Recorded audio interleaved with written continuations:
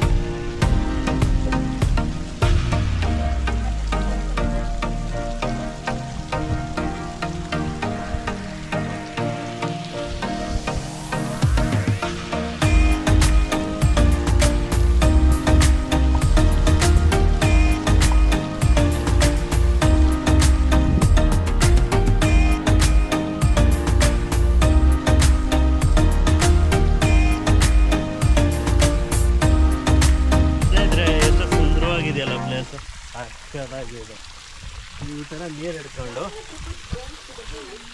ಲಿಂಗಕ್ಕೆ ಹಾಕೋದು. Miss ಮಾಡಿದಿರ subscribe ಮಾಡೋದನ್ನು ಮರಿಬೇಡಿ, ಸಬ್ಸ್ಕ್ರೈಬ್ ಮಾಡಿ.